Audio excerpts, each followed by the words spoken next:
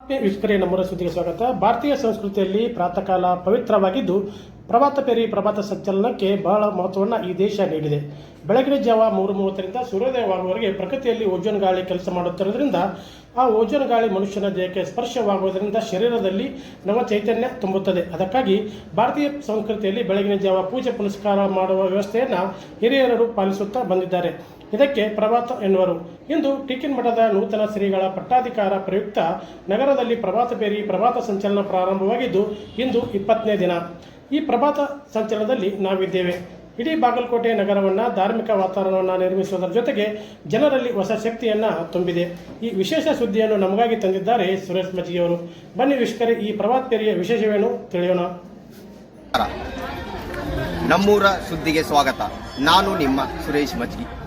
ಬಾಗಲಕೋಟೆಯ ಐತಿಹಾಸಿಕ ಟೇಕಿನ ಮಠದ ಪಟ್ಟಾಧಿಕಾರ ಮಹೋತ್ಸವ ಶ್ರೀ ಮಲ್ಲಿಕಾರ್ಜುನ ದೇಶಿಕರ ನಿರಂಜನ ಚರಪಟ್ಟಾಧಿಕಾರ ಕಾರ್ಯಕ್ರಮ ಬಾಗಲಕೋಟೆಯಲ್ಲಿ ಅದ್ದೂರಿಯಾಗಿ ನಡೆದಿದೆ.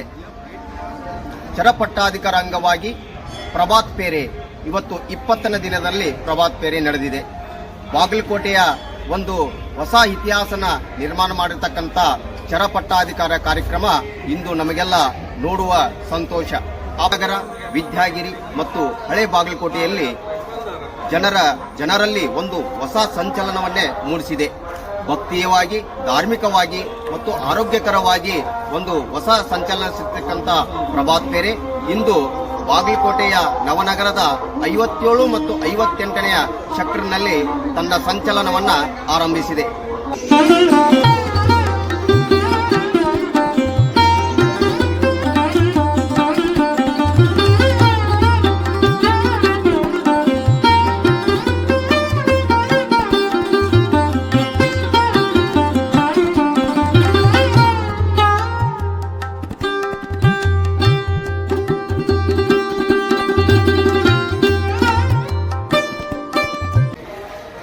ಪ್ರಭಾತ್ ಪೇರೆಯ ನೇತೃತ್ವ ವಹಿಸತಕ್ಕಂಥ ಪೂಜ್ಯರನ್ನ ಭಕ್ತರು ಸ್ವಾಗತ ಮಾಡುವುದೇ ಒಂದು ಸೌಭಾಗ್ಯ.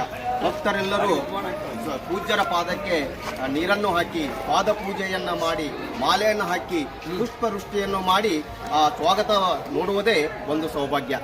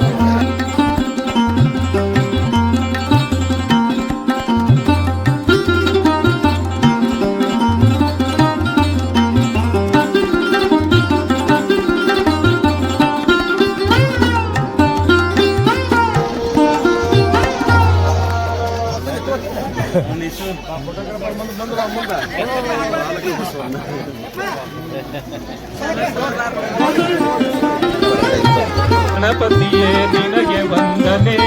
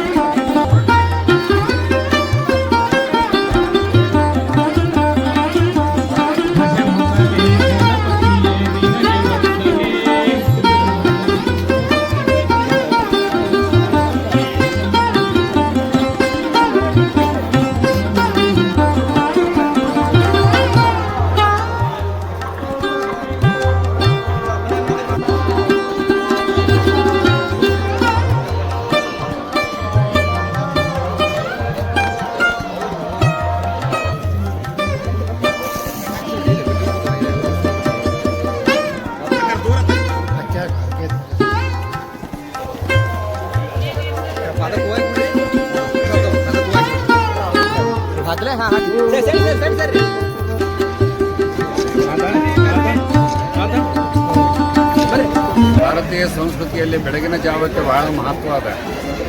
ಸಾಮಾನ್ಯವಾಗಿ 4:15ರಿಂದ ಹಿಡಿದು 6 ಗಂಟೆ ತನಕ ಸೂರ್ಯೋದಯ ಆದ ತನಕ ಇಲ್ಲಿ ಓಝೋನ್ ಹವಾ ಕೆಲಸವನ್ನು ಮಾಡ್ತಾ ಇರ್ತದೆ.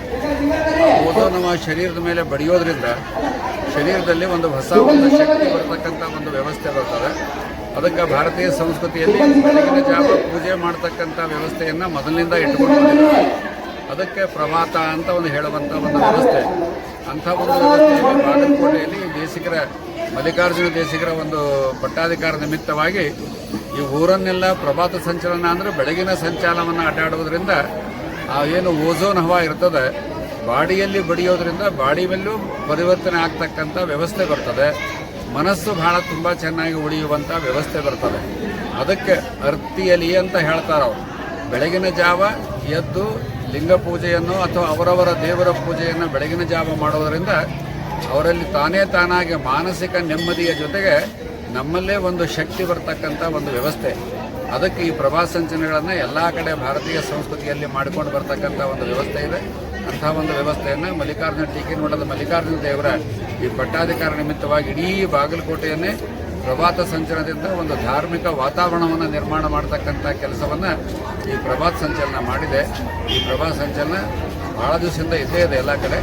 ಆದರೆ ಈ ಸತಿ ಒಂದು ವಿಶೇಷವಾಗಿ ನಮ್ಮ ತಾಯಂದಿರು ಎಲ್ಲ ಕಡೆ ಹೋದರೂ ಸಹಿತ ಎಲ್ಲ ಕಡೆ ರಂಗೋಲಿಯನ್ನು ಹಾಕಿ ಮನೆಯೊಳಗೆ ಮನೆಯ ನೊಡೆಯನಿಲ್ಲ, ನಾವೆಲ್ಲ ಧಾರ್ಮಿಕವಾಗಿದ್ದೀವಿ ಅನ್ನೋದನ್ನು ತೋರಿಸ್ತಕ್ಕಂಥ ವ್ಯವಸ್ಥೆಯನ್ನು ಅವ್ರು ಮಾಡಿದ್ದು ಭಾಳ ತುಂಬ ಸಂತಸ.